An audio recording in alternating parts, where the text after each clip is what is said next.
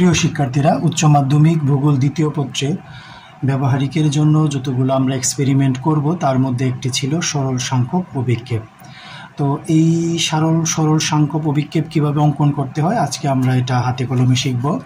তো আমাদের যতগুলো প্র্যাকটিক্যাল শিট দিয়েছিলাম তার মধ্যে সরল সাংখ্যক অভিক্ষেপের যেই বিষয়বস্তুটা ছিল যে 45 ডিগ্রি পরিমিত অক্ষরেখা নিয়ে 15 ডিগ্রি ব্যবধানে এক অনুপাত 15 ডিগ্রি ব্যবধানে এত স্কেলে একটি পরিমিত অক্ষরেখার সরল সাংখ্যক অভিক্ষেপ অঙ্কন করো। তো এই ক্ষেত্রে আমাকে দুইটা বিষয় মাথায় রাখতে হবে এটা অঙ্কনের ক্ষেত্রে। সেটা হলো আমাকে বের করে নিতে হবে পৃথিবীর মানচিত্রে পৃথিবীর ব্যাসার্ধ।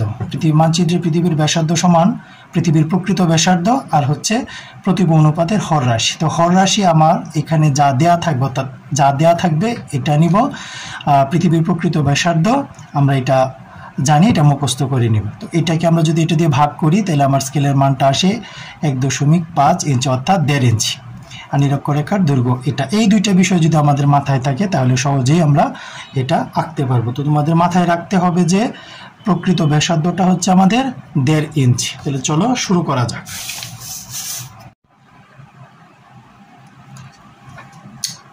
আমরা প্রকৃত ব্যাসার্ধ পেয়েছিলাম কত? 1.5 ইঞ্চি। এটা একটু মাথায় রাখি, অঙ্কনটা করতে সুবিধা হবে। তো প্রথমে আমরা যেটা করব, যে কোনো মাপের একটু খেয়াল করে দেখো কিভাবে আমি অঙ্কনটা করতেছি। প্রথমে আমরা একটা সরলরেখা এঁকে নিই, এর একটা মধ্যবিন্দু এই পর্যন্ত ধরলাম। তো এখানে যে 1.5 ইঞ্চির কথা বলা হয়েছে আমি স্কেল থেকে 1.5 ইঞ্চি মাপটা নিব। আচ্ছা দেখো 1.5 ইঞ্চি মাপটা যদি নিই এই জায়গা থেকে, যেখান থেকে আমি 1.5 ইঞ্চি মাপটা নিলাম। নেওয়ার পরে ওই যে বিন্দুটা সিলেক্ট করছি এই জায়গা থেকে আমি একটা বৃত্তচাপ অঙ্কন করি। এটা বৃত্তচাপ, এটা কম বেশি হতে পারে কিন্তু আমার মূল ফ্যাক্ট হলো এটা বৃত্তচাপ অঙ্কন করি। এটা একটু বাড়িয়ে দেই বোঝার সুবিধার জন্য, একটু বাড়িয়ে দেই। এই যে এটাকে কেন্দ্র করে আমি এটাকে 45 ডিগ্রি 90 ডিগ্রি অ্যাঙ্গেল বোঝানোর জন্য আমরা 45 ডিগ্রি অংশটাকে ধরে নিই। এই বিন্দুটা থেকে এই পর্যন্ত ধরে নিলাম। এটা ধরলাম 15 ডিগ্রি ব্যবধানে যেহেতু বলা ছিল তাই আমরা এখান থেকে যদি নেই, এখানে হচ্ছে 15 ডিগ্রি আর হচ্ছে 45 ডিগ্রি হচ্ছে এই জায়গা। এইটি একটু আমি সিলেক্ট করে নিই। নেওয়ার পরে এটা আমি যুক্ত করে দিই। এই যে যুক্ত করে দিলাম, এই যে যুক্ত করে দিলাম, যুক্ত করে দিলাম। আমি কলম দেখতেছি, তোমরা খাতার মধ্যে অবশ্যই পেন্সিল দিয়ে আঁকবে। এটা হচ্ছে 0 ডিগ্রি, এটা হচ্ছে 15 ডিগ্রি, এটা হচ্ছে 45 ডিগ্রি। এখন যে কাজটা করব, আমরা পরিমিত রেখার দৈর্ঘ্যটা নেওয়ার জন্য, অক্ষরেখার ব্যাসার্ধ নেওয়ার জন্য এই জায়গা থেকে আমি 45 ডিগ্রির মাপে একটা লম্ব নিব। 45 ডিগ্রি যে মাপটা আছে এখান থেকে এই বিন্দুতে বসিয়ে আমি ওই বৃত্ত চাপটার উপর একটা স্পর্শক আঁকবো। এটার জন্য এই যে আমি 90 ডিগ্রি এখানে ধরলাম, ধরার পরে এই যে আমি স্পর্শকটা আঁকলাম।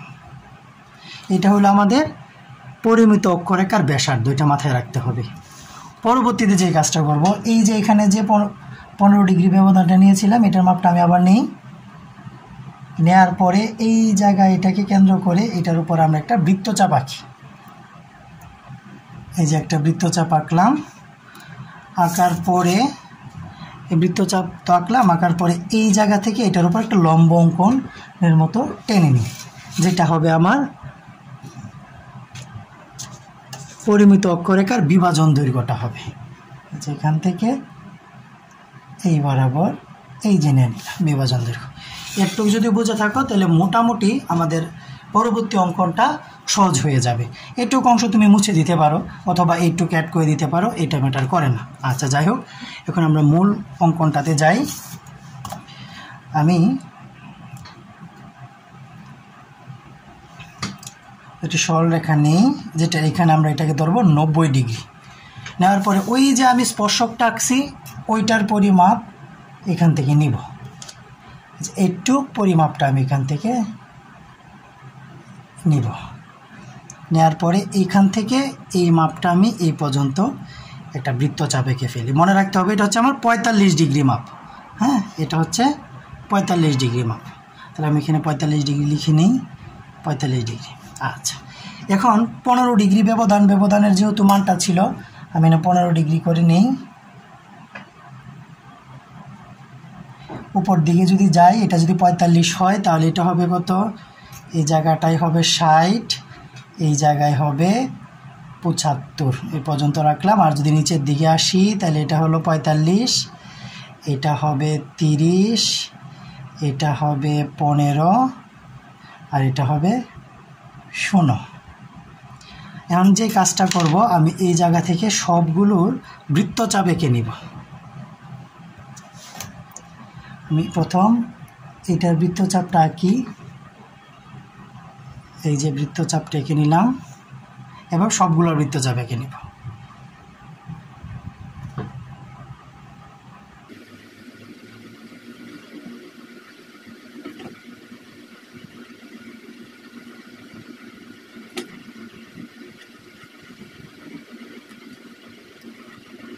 ওকে, এই যে আমি সবগুলো বৃত্তচাপ এঁকে নিলাম।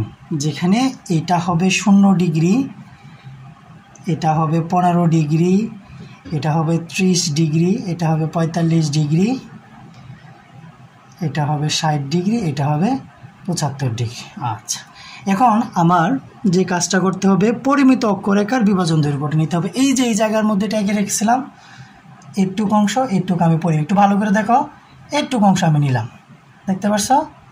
নেওয়ার পরে যেহেতু আমার 45 ডিগ্রিটাকে ফ্যাক্ট হিসেবে আমার কাজ করতে হবে, তাই 45 ডিগ্রি ব্যবধান থেকেই এইগুলো আমি গড়গুলো কেটে নিব। এই যে এই যে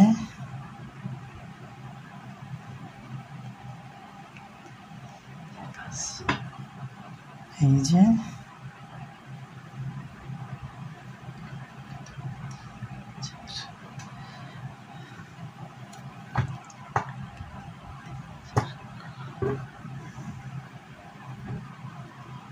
এদিকে নিলাম, ঠিক সেম এই ডান পাশেও নেব।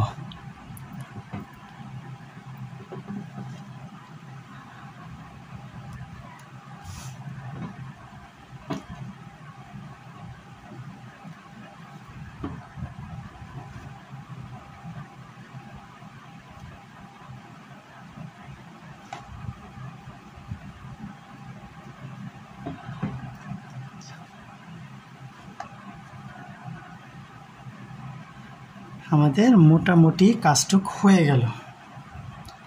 আমি যেই কাজটা করব, প্রথম এই জায়গা থেকে 0 থেকে ধরে আমি জাস্ট মিলিয়ে দিব। এখান থেকে আমার এই পর্যন্ত এই বিন্দুটা নিয়ে নিলাম,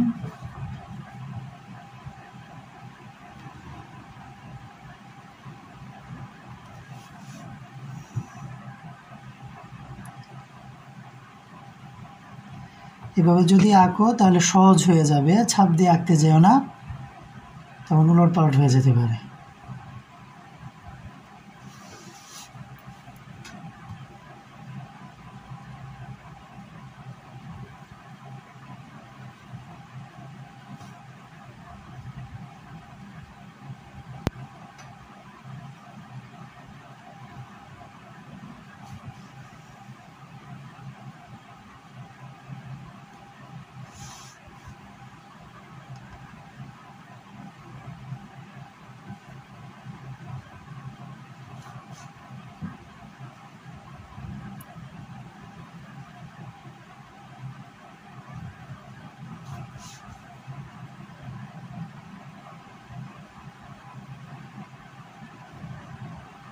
এই যে হয়ে গেল। ভিডিওতে ভালোভাবে বোঝা যাওয়ার জন্য আমি আসলে কলম দিয়ে আঁকছি, তোমরা অবশ্যই পেন্সিল দিয়ে আঁকবে। পেন্সিল দিয়ে আঁকলে যে এই অতিরিক্ত এই অংশগুলো মুছে দিবে, ঠিক আছে?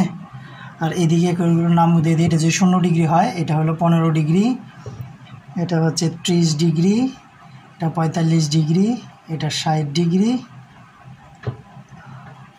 এটা হলো 75 ডিগ্রি পূর্ব। এদিকেও সেম এভাবে আসবে 15 degree, 30 degree, 45 degree, 60 degree, 75 degree. এটা হবে পশ্চিম। এটা ওটা লিখে দিবা, ও স্কেলটা যা ছিল 1:।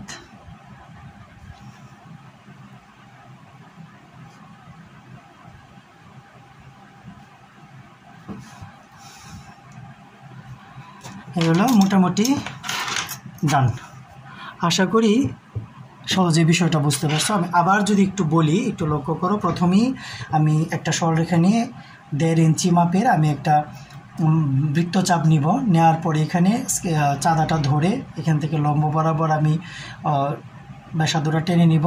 নেওয়ার পর 15 ডিগ্রি, যেহেতু ব্যবধান বলছে 15 ডিগ্রি জায়গাটাকে আমি ইন্ডিকেট করব। করার পরে 45 ডিগ্রি ইন্ডিকেট করব। 45 ডিগ্রি বিন্দুটাতে আমি একটা চাঁদা বসে একটা লম্ব আঁকবো যাতে একটা স্পর্শক হয়ে যায়।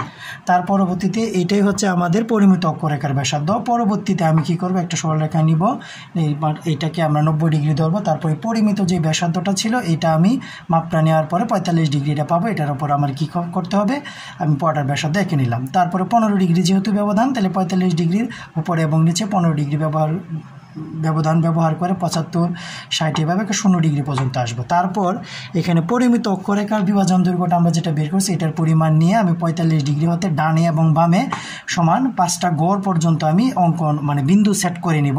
পরবর্তী সময়ে এটার সাথে প্রত্যেকটা বিন্দু আমি যোগ করে দিব। প্রত্যেকটা যোগ করে দিলে আমার সম্পূর্ণ একটা সরল সাংখ্যক অভিক্ষেপ হয়ে যাবে। ঠিক আছে, আশা করি তোমরা সহজেই বুঝতে পারছো, বিষয়টা সুন্দরভাবে উপস্থাপন করবে। ধন্যবাদ।